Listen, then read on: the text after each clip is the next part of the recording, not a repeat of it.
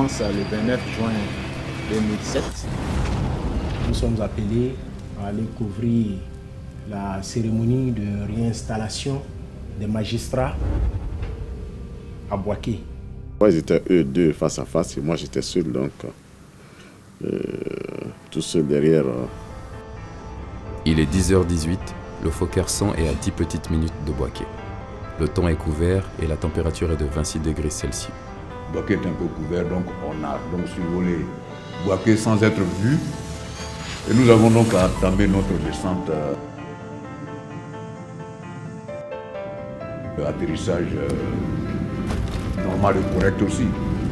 On a entendu un coup dans l'avion. J'ai dit,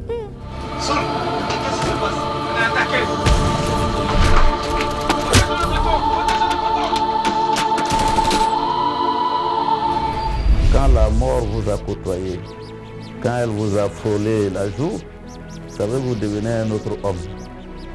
C'était la première fois pour moi de voir quelqu'un mourir sous mes yeux. J'ai perdu connaissance et du sang qui lui ruisselle sur la figure. Et là maintenant je crains qu'Alain soit mort. En regardant ma main gauche, que mon pouce gauche était tombé sur le côté. Mais l'homme me disait, ah non, comment il faut reculer, il faut qu'on replie. J'ai dit non, moi je ne peux pas replier. Celui qui est dans l'avion, s'il meurt, moi ma vie n'a plus de sens. La sécurité de l'aéroport de Bouaké était entre leurs mains. il y avait deux ministres qui devaient monter avec nous.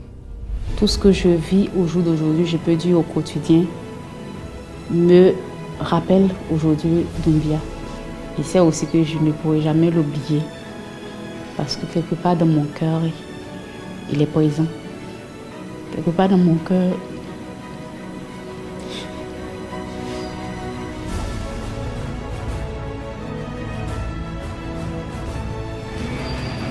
Ses amis ne voulaient pas que je voie le cadavre parce que vraiment le cadavre était trop abîmé. Il était sans tête.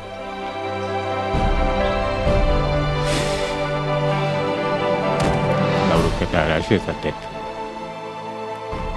Il était très peiné. Il a su ça le jour où on lavait son corps pour aller à l'enterrement.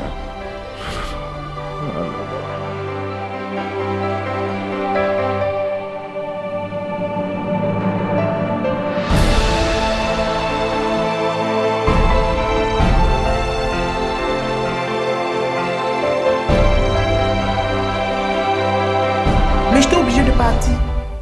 Je ne pouvais pas le soulever. Je l'ai laissé là.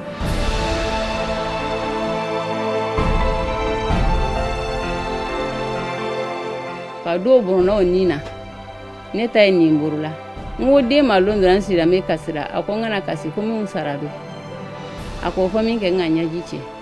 Naira Alala.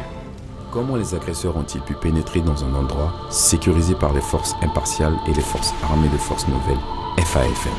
Ont-ils bénéficié de complicités internes ou externes? D'où viennent les armes lourdes ayant servi à l'assaut? Pourquoi la présence à l'aéroport d'un avion cargo français peu avant l'atterrissage du Fokker présidentiel? Les terroristes auraient-ils bénéficié de la complicité d'un informateur dans l'avion? Pourquoi s'empresser de faire rentrer l'avion cible à Abidjan le soir même du 29 juin? Pourquoi n'a-t-on pas retrouvé les auteurs à partir du stock de la roquette non explosée? Qu'en est-il de l'enquête internationale demandée par le Premier ministre à l'ONU? Qu'en est-il de l'enquête diligentée par les forces nouvelles elles-mêmes?